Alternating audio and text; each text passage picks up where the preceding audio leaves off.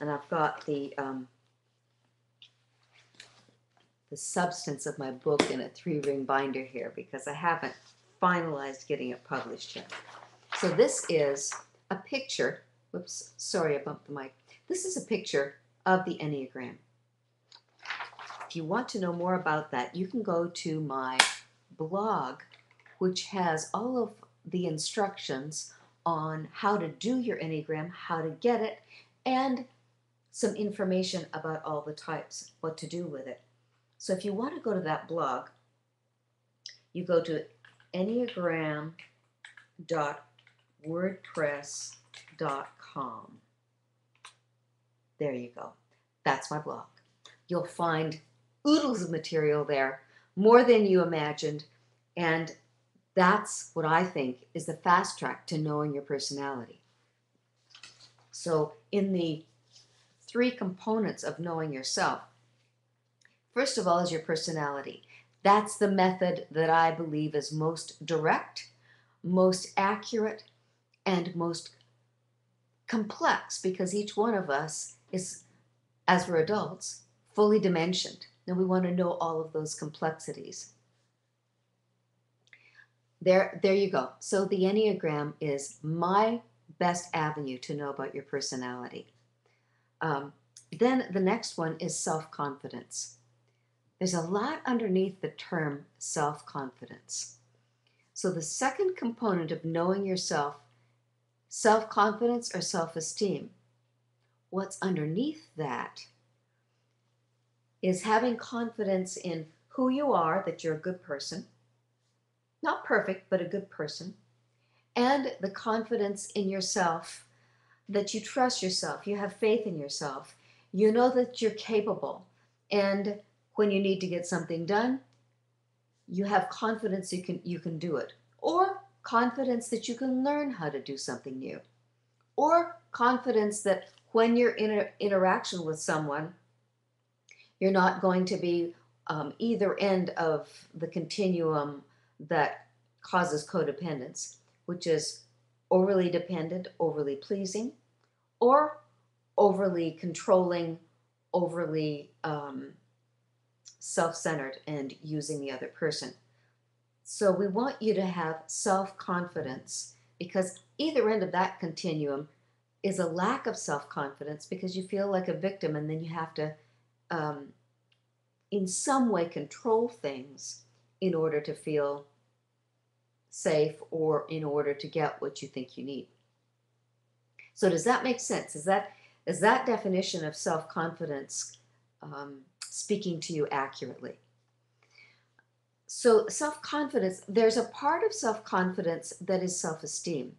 And as you know, self-esteem is feeling good about yourself. So emotionally, having a sense of your own goodness, believing in your own values, your own efficacy, your ability to deserve a good life, to deserve a good marriage, to deserve a good job, to deserve to be happy. And sometimes people call that your deserve level. To deserve financial freedom and financial prosperity, to deserve great friends, to deserve to have fitness and physical health, and to look good. All of those dimensions in our lives, if we have the lack of self-confidence, the lack of deserve level, oftentimes we sabotage ourselves and we only move to the place of where we think we deserve. I'll never forget a dear friend of mine who realized, and this was late 30s, early 40s, realized that every time she started to get a raise or a promotion or to do better financially or to earn money on the side, in some way or another, and she was very creative about it, of course, she sabotaged it until she realized that there was something kind of in the back of her mind, not very conscious, that it wasn't okay to earn more than her dad did when he was at his best, and that she didn't deserve to earn more than he did. Now, until she realized that, she just very efficiently and effectively sabotaged her own ability to move forward and to be more confident in what she could earn. So any questions that you have or any comments about that, I'm happy to hear them. I'm interested in hearing them, please. And so that's about self-confidence, your deserve level, and then your self-confidence in knowing that you can do it. And in the child state, we actually learn this kind of self-confidence and self-esteem probably before we're 6 years old. And I call that the can-do kid. Were you a can-do kid? You were. I know you were in certain ways, maybe not in all ways. It's pretty hard to do that because none of our parents are perfect after all. They're just human too. And yet all of us have somewhere inside us a can-do kid. And think about what it was when you were little that you knew, I can do this. Yeah, that's me. And then as we mature, that follows us, we carry that with us, and hopefully we expand out saying, I can do pretty much anything I want to do. I can, and once I get the methods, I'll actually succeed at doing it. And before we have the methods, we need to have that sense of, I can and I will. Otherwise, we don't even look for the methods. We don't put our energy into the methods on how to then be more able, more confident in ourselves to do what we need to do what we want to do, to get what we want to get. Is this hanging together for you? Do you have a place where you know that you were a can-do kid, or a place where you know that you've been in some way pulling back and feeling unsure of yourself or feeling undeserving? What we want to bring to a marriage is a person who's pretty easy in the saddle about, yep, I can do this, and I deserve a good relationship. And if I deserve a good relationship, the natural, healthy thing is to say, you deserve a good relationship too, and I'm in this with you, and I'll give you all I have. One of the most tragic things that I encounter when I'm teaching, mentoring, or counseling couples is one person knows that the other person deserves something. And it can be as simple as a husband, his wife comes out, she's dressed to go out to a social function, and he says, you look great. And she doesn't have the confidence or the deservingness or the sense of attractiveness. And she says, oh, you're just saying that. Or she says, well, I'm too fat, I can't wear what I wanted to wear. Or she says, I don't really look good in this, but it's the best I've got. Or she says, yeah, okay. Or she said, don't say that. Whatever it is. Now, you know that it works the other way as well for a woman to say this to a man. And for him to see that she's beautiful and want to say that, we want her, if she's going to show up in this marriage relationship, to have this self-confidence to say, thank you, honey. Thank you. I wanted to look good for you. I'm so glad you like how I look. I kind of like it too. It's fun to dress up, isn't it? We want her to be able to respond like that, where she enters into the fun of it and the enjoyment of being confident in herself and enjoying that she's deserving of looking good and sharing that with her beloved. Now, we don't want to be self-centered and know-it-all and in a way not overconfident but over self-centered. I don't think we can get overconfident if we're mature because we already know how human we are. Is this an adequate description of how self-confidence works? Any of you who are listening, let me know if this is good, if you need more, or I'm going to go on to the next piece. Let's see here. All right, so that's about self-confidence. Then the third part of really knowing yourself is have a sense of personal purpose. That means know who you are and know what you do well and what you want to learn to do better. Because purpose, in my definition, and I love this definition, is my purpose in life is to grow me. My purpose in life is as I move through the years of my life, I'm willing to grow, I'm willing to learn, and that's important to me, so that when I end this life, I can look back and I can say, I'm better today than I was when I got here.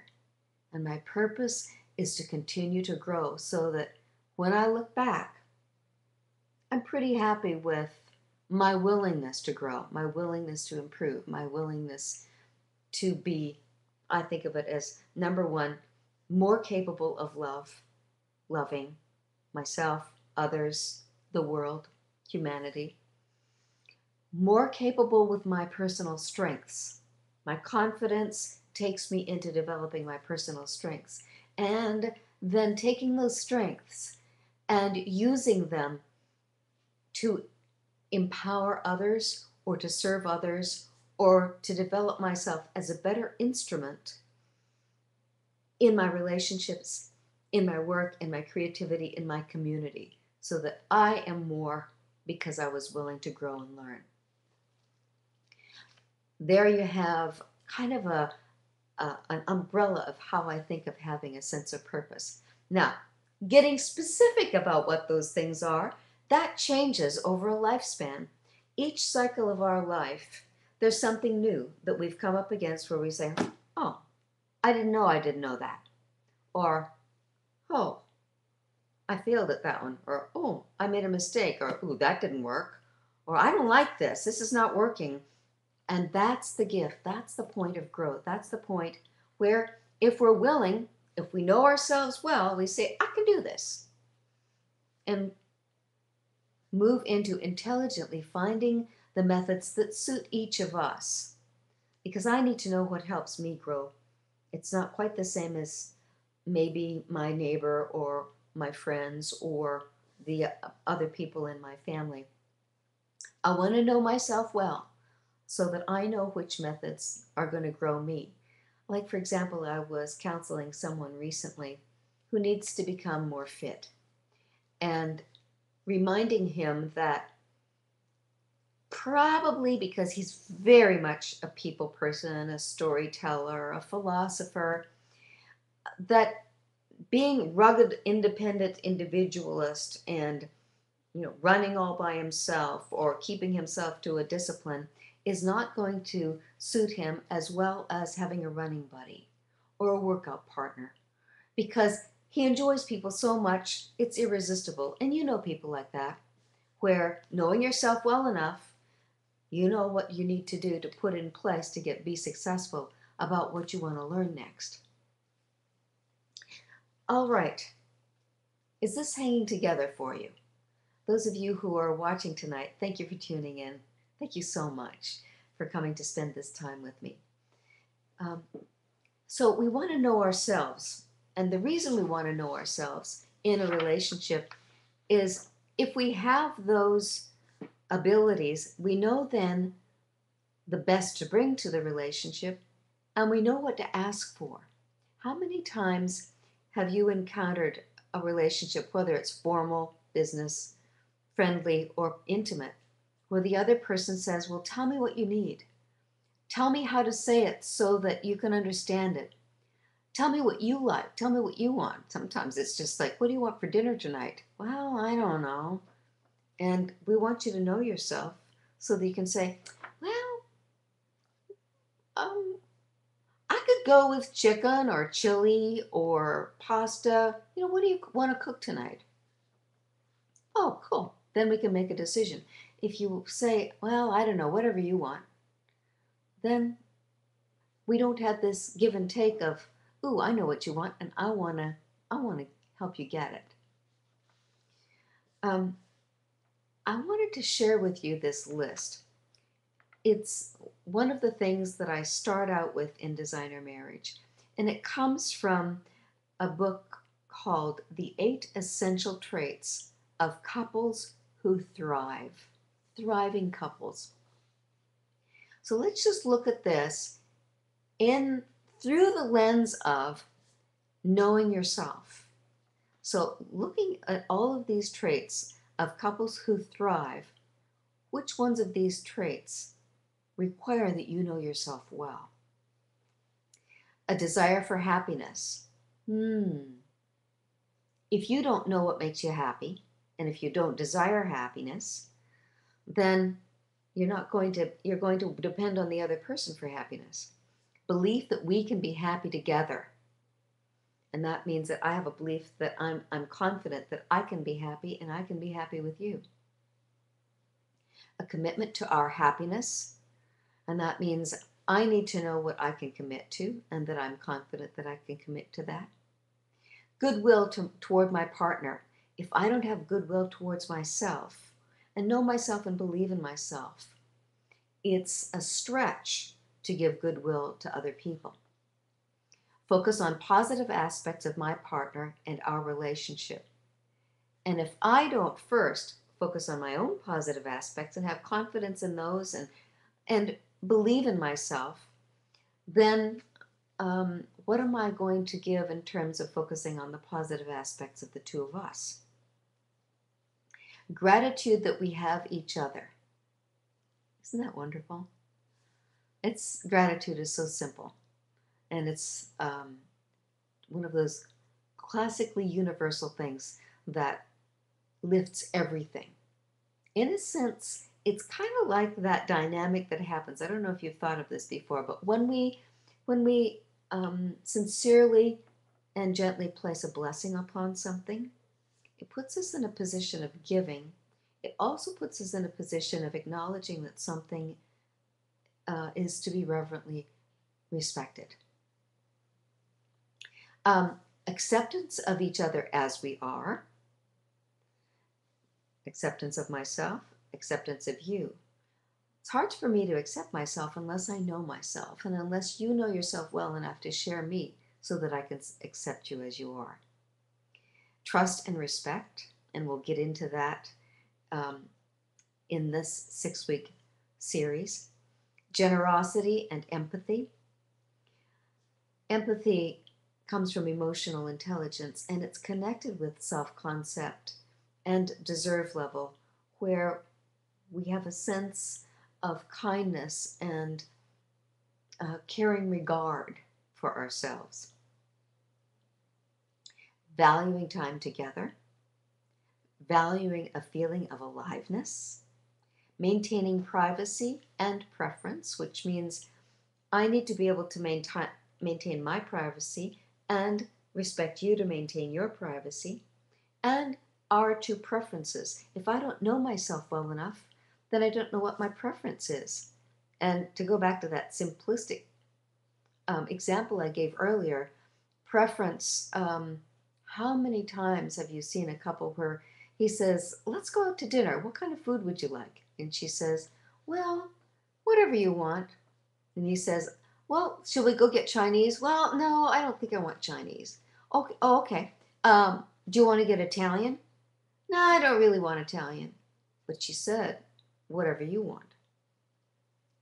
And so this is someone who isn't communicating or doesn't know, isn't thoughtful enough about who they are and what they really like, and therefore isn't clear with it. And it becomes a place where it's forcing people to guess or to try and help you make your decision for you. Okay. Belief that good times follow bad, which means knowing that resiliency is always there. There are tough times, and that we get through the tough times into the good times. Part of that is I'm a can-do kid. I'm a confident person. I know I can do this. I know we can get through it. We just stay persistent and keep on going. Belief that I will learn and grow by facing problems. And if I don't have the confidence and believe in myself that I can face a problem, I'll probably become avoidant of problems. And you know, if you've listened to me previously when I've talked about it, the number one predictor of divorce is avoidance of conflict. So what we want to do is have the positive view that I will learn and grow by facing my problems. Next one on the list, listening to and acknowledging my partner first. Ooh.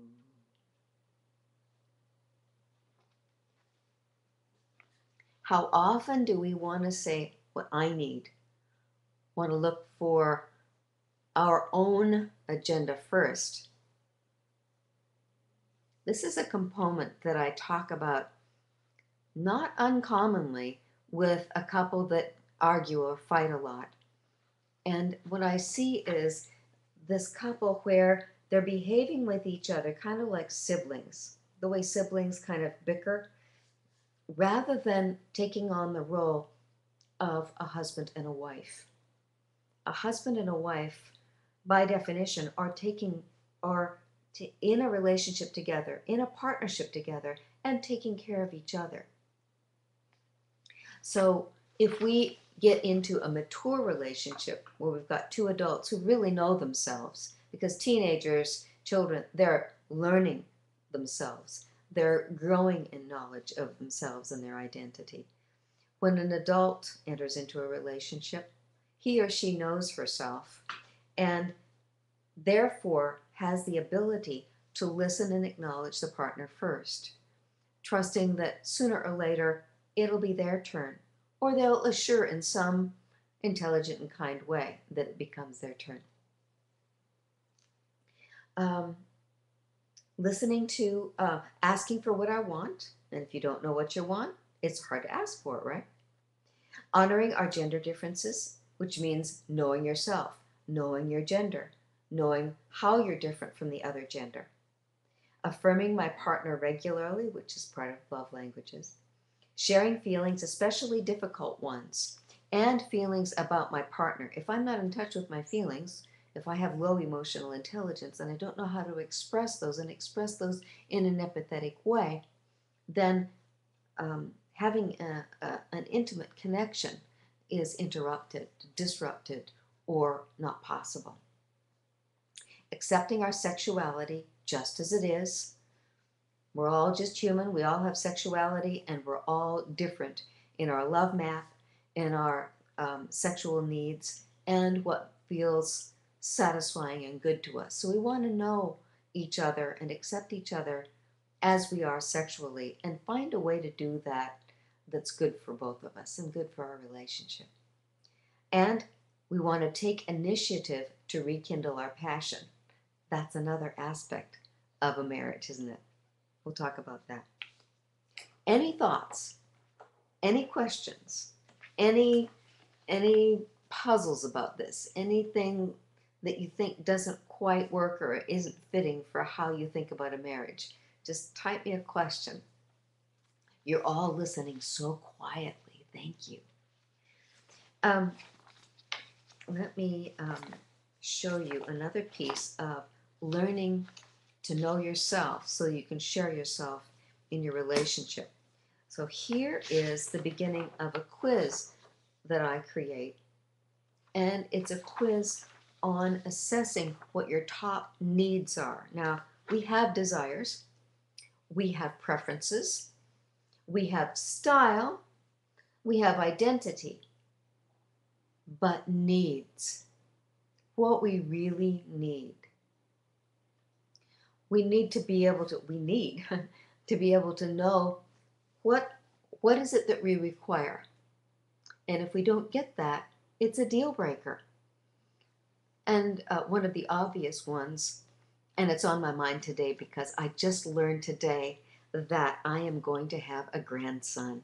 We just figured out it's not a girl, it's a boy, and his name is going to be Rocky. So we want to know our needs. If I'm a man, I'm going to have different needs from a woman.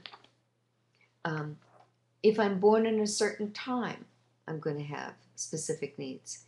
But one of the deal breakers is some people in their heart and soul's desire love family and kids so much that life would be hollow without children and family and grandchildren. And when they have a relationship with someone who is adamantly opposed to having children and won't reconsider or have a dialogue about it, then that's probably not going to make for a happy marriage or a happy long-term relationship. if you really love each other, and I've facilitated this several times, where a couple has been married for a while, they have a good intimate relationship, and one of them is doubtful about having children. Most of the time, not always, I mean, we need to respect each other, but most of the time, all of the concerns about not having children have to do with valid fears or logical ideas. And if we can move through those, acknowledge them, validate them, and respect them, sometimes what happens is that person says, this is what I thought. And yet, I love you so much that I actually have a different view, and actually I'd like to have a child with you.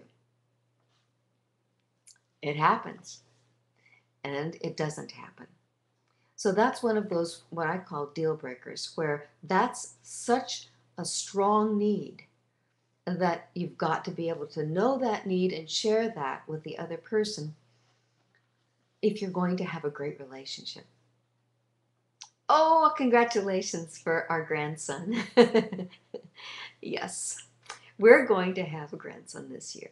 We already have a granddaughter. She was born in February, and her name is Susie. And we're not prejudiced or anything, but she's gorgeous.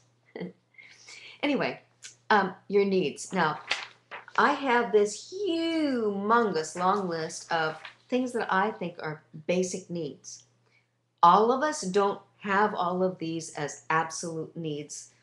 If we don't get it, it'd be a deal breaker. We each have our own subset of things that we really have to have. And so, for example, one of the interesting things I've worked with in the last couple of years, people like me, I have to have sexual fidelity. I've got to know that my husband is only sexual with me, and otherwise it's devastating to me. Fortunately, that's a equal need and a given in my relationship with Jack. But I have encountered there are couples who think that it's just fine to have sex with other people, other individuals, or as a threesome, or as two couples getting together. And there are people who are devoted to that. They believe that that's a need that they have. If they don't share that need, obviously, that one's going to be a big deal breaker. So some people, that's a priority to them, and I'm going to respect that. I don't agree with it, obviously, and yet it's none of my business to determine what somebody else says is a basic need for them. So I'll just read a few of these that are basic needs. Now, one of them pops out, order or tidiness. And you all know those relationships where this one is the tidy, orderly one that has everything organized.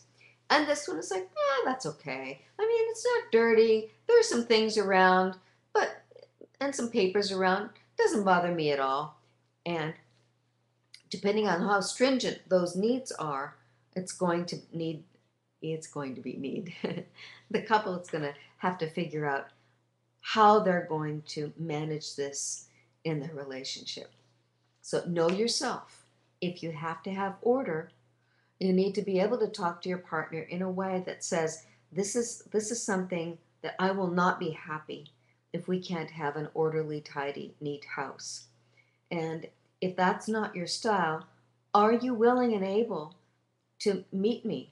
And I'll be the one who organizes and sets everything up. Will you work with me on that?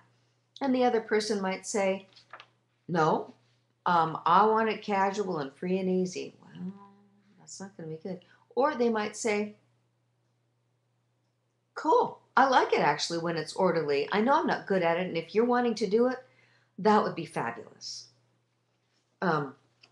Another need, affectionate touch. Some people don't like to be touched. Some people need it like they need healthy food. Snuggling and cuddling. Some people want that. Other people just like, don't do that. A mentor. I really want a mentor. And then there are other people that say that would be crossing the bounds of privacy. And I don't want you to share private things with other people. Variety. Some people really like doing the same thing. They like the same restaurant. Everybody knows them there. It's my place. Other people say, well, I want to try all the things. I want to go to different places every week. So those two needs that a couple needs to figure out how to happily respect each other's needs and make sure that they get met. Because obviously, if we're healthy, we want it to be fair. Some people want adventure. And this is something I learned about Jack. He's mentally adventurous. He loves culture. He loves visiting other countries, but he really does not like travel. He really does not like to be on an airplane.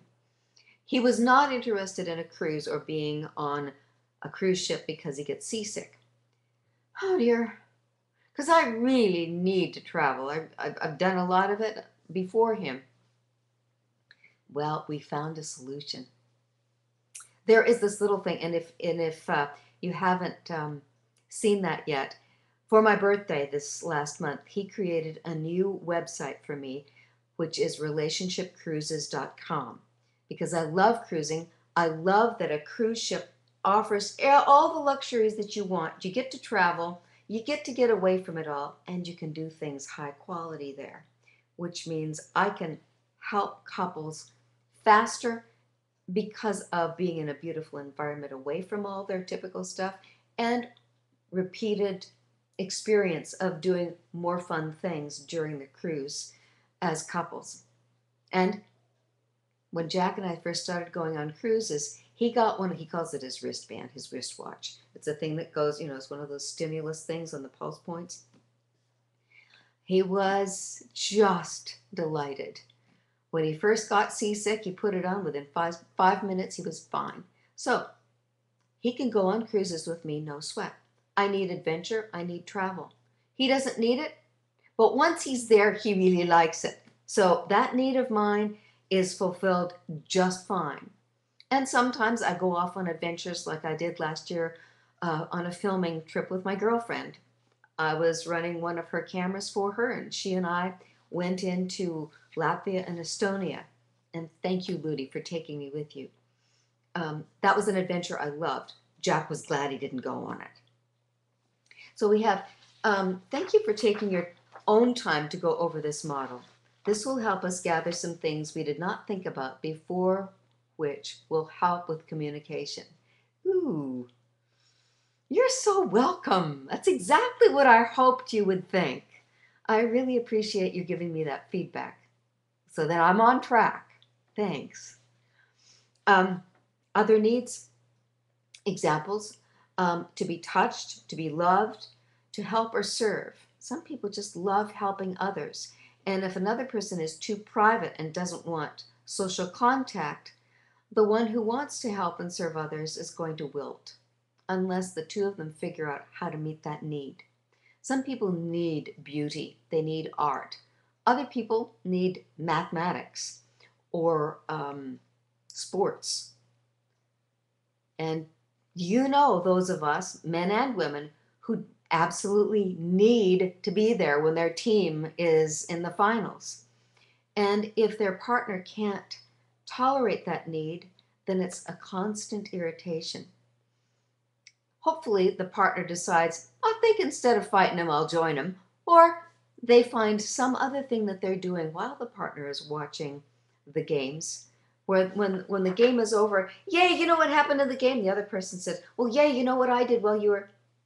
We want to meet those needs and kind of be delighted at how much we share and how different we are as well. Some people really need silliness and playfulness and goofiness. Other people need it to be sedate and formal. How that works with the two of them is up to them. And you know that if those two needs are not met in a certain way, there's going to be too much irritation for them to be happy and to really be delighted in each other. Some people want a happy home. Other people want to live on a boat. Some people want to be artistic and creative, and they need time and resources to do that. Other people want to be on a sports team, and they need time and resources to do that. Some people want learning. Some want intensity. Some want peace. Some want kind of serendipity. Others want planning and predictability. So these are examples of needs that we have. Different thing from when we look at an assessment for what our values are. There are things that we value, and some of those are non-negotiable, but they're not quite as unnegotiable as what it is that we truly need.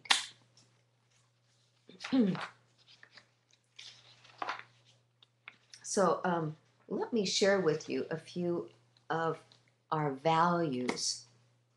This is about knowing ourselves. What do we need? What do we value? Values, work responsibility. Think about that. Some people have what we call a strong work ethic. Others saying, well, you know, I don't really like to work and I'll do enough to get by, but I really want to do other things.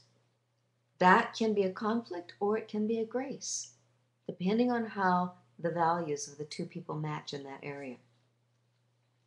Some people have a very high value on achievement, some on gardening. Some people value an intimate partner at the highest level. Other people value parenting more than an intimate partner. And you know I've seen that a lot, and that it does get us in trouble when the people in a relationship with a family are valuing their children and their parenting more than they are each other.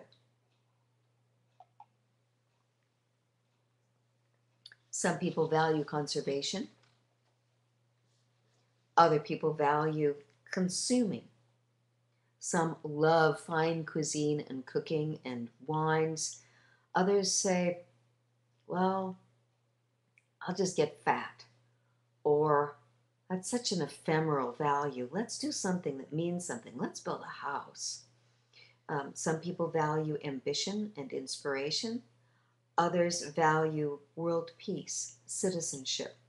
Some people value a political presence in their community. Other people value research. Values are usually, it's easier for a couple to find a way that fits in their marriage than it is differences in needs. I love this quote by Lionel Kendrick. Values are the foundation of our character and of our confidence.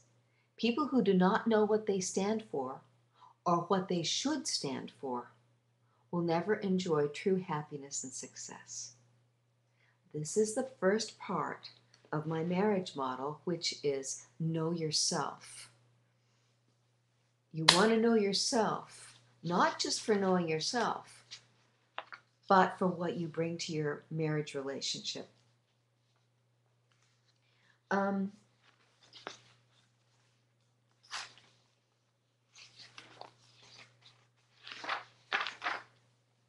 The deepest part of self-knowledge is an exercise that I sometimes do with couples. Sometimes it's a little too intense. Sometimes it's inappropriate and they don't want to go that deeply. Sometimes they feel too vulnerable. Sometimes they want to work on something that's more present. But if I have a chance to work with a couple at deep emotional levels to assist them in the finest and sweetest and most vulnerable connection of intimacy, I will do what I call the parental portrait. And that's looking at what we got and what we didn't get when we were children, being around our mom and dad. It involves thinking about, okay, how did my mom and dad treat each other? What were their qualities? What did they do well? And what were the mistakes that they made? Or what were the things that were undeveloped in them? Because we learn through all of those things.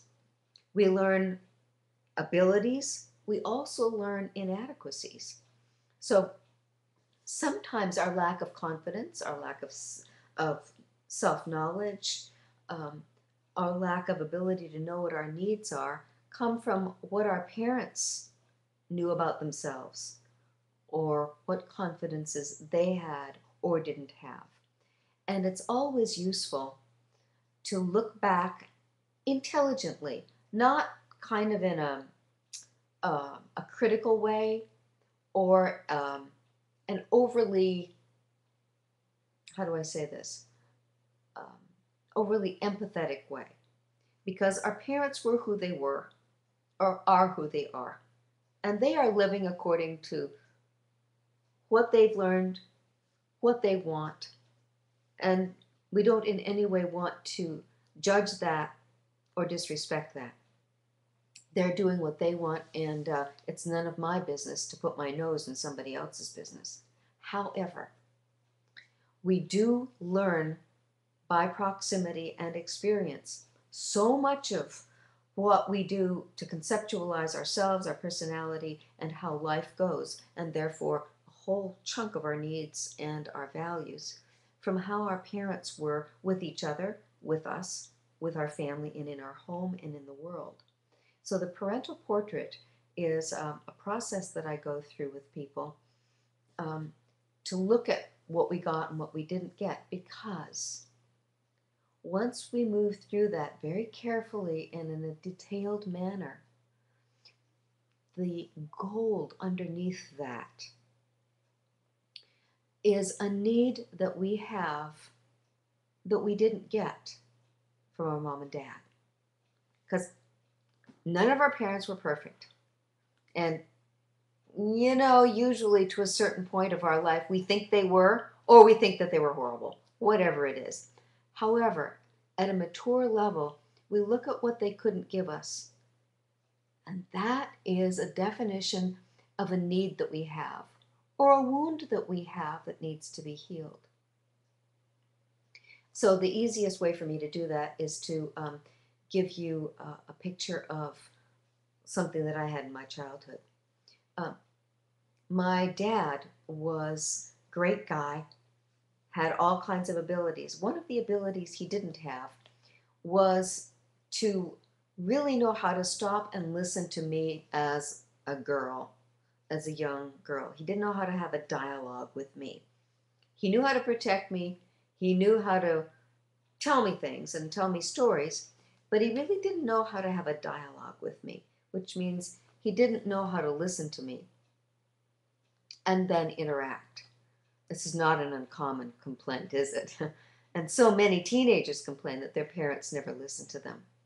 And that's a sad thing, because I know as adults nowadays we want to, and yet so often we don't have the awareness of how little we actually do listen to our teenagers in the way that makes them feel as if they're heard. That's a whole nother mentoring piece, isn't it? I have a comment. Thank you so much. Do you have a list of these values or needs anywhere? Maybe on your blog. I didn't get a chance to print out your download before watching, but I don't think it's there. You're right, it's not there. It's part of my book, and I'm happy to share that with you. It isn't on a blog yet, but if you will email me your email, just email me on my ordinary email and request it from me, I'll send it to you. I'm happy to share anything that I have. And that request is a prompt to me, because you asked for it today. I'll figure out where I'm going to put it on a blog and then have a link to that. So thanks for asking. So to finish this part about what our parents, my dad, I was telling you the story about my dad, and he didn't know how to have a dialogue with me. So one of the things that happened to me in my first few relationships, guess what? I was attracted to guys who did the same thing that my dad did. And finally, at last, being mature enough and having Jack come into my life, I have a husband who is remarkable in his ability to listen, remarkable in his ability to have a conversation and a dialogue with me. And so that old wound of not even knowing that I had a wound, that I kind of like I wasn't worth listening to, or I didn't deserve to have an equal give and take dialogue, especially about my own needs. I would have philosophical dialogues just fine. And what we want is a relationship where we can be open and honest with ourselves about that. And then when we know that ourselves, to be able to go to our beloved and say, this is something that I didn't get and I really need. And would you be willing to do that with me? If they love us, they're always willing and interested in doing that with us. So that's one of the deep parts of the first aspect necessary for a great marriage, and what I call a designer marriage, that you design the way you want it, is know yourself and to know what your Achilles heel is, know what your tender spot is, so that you can tell your spouse and say, or your partner, this is a sensitivity for me, and I need you to respect that. And in this way, I can get that need met with you and grow it up so I'm not so sensitive anymore. That part is for people, mature people who really want deep intimacy. Isn't that sweet? It's deep. It's pure. Let me see. We're nearing the 1 hour mark. There's so much I can share with you, and I'm so delighted to do that. Thank you for your comments. Do you have any more questions tonight on this topic of the very first necessary component to create a great marriage or a great intimate relationship is knowing yourself. Knowing yourself so that you bring a mature, fully developed human being to offer your beloved.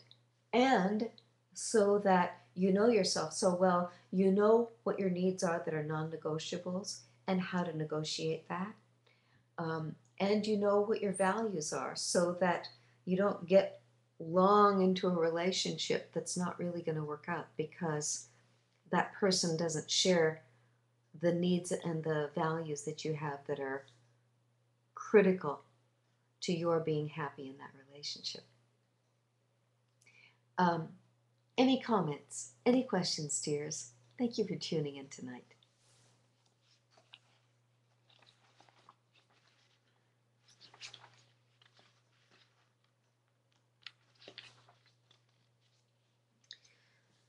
Okay, so these are the questions that I ask people.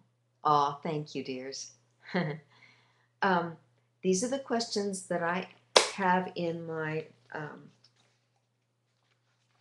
book of exercises on this topic that I was talking about, the parental wound. My wound, and this is a quote that I use from Alice Domar. The mere phrase self-nurture may conjure images of time alone, taking hot baths, meditating, renting movies. But self-nurture doesn't just mean private time to tend to one's needs. Self-nurture also means taking care of ourselves in our relationships. And when you find the beloved, I don't know about you, but I'm always interested in what it is that Jack loves and wants, because I want to be there with that for him. And of course, he's the same way, only more so in his guy way. Question, will this be recorded on your website? I'd like to listen to it again. My internet went out every time the phone rang. Yes, we're recording it, and Jack and I are talking about how we're going to offer it so that people can listen to the previous programs. Thank you for asking, dear. We're working on it. Okay. So, my wound. In light of my parental past, my relationship wound, or what I didn't or couldn't get that I needed as a child, is this. And I have a quote from Jim Worsley here. Intimacy is seeing into each other with permission. The fear of disapproval makes it the hardest thing to do, and also the easiest. Showing up is the secret, which means being honest about what your wound is and what you need in a way that you convey to your beloved. This is what I need, and I'm, in essence, telling you this, opening the sensitive part of my heart, because I trust you and I know that you want to help me heal this or mature this. Also, what I truly need in my personal relationship for healthy intimacy through deep friendship and intimate romantic intimacy is this. If we know ourselves, we know our particular flavor of that. And the more you can be clear about that, your partner is set up for a win rather than trying to read your mind or second guess. So here it is. It's 9 o'clock, dears. Thank you for tuning in. And here's a last quote. And it's a Rumi quote. We all love Rumi. You've heard it said there's a window that opens from one mind to another. But if there's no wall, there's no need for fitting the window or the latch. There's no wall, which means I know myself, I'm confident, I have a sense of meaning and purpose in my life. There are no walls. You need no windows because I am open completely to you.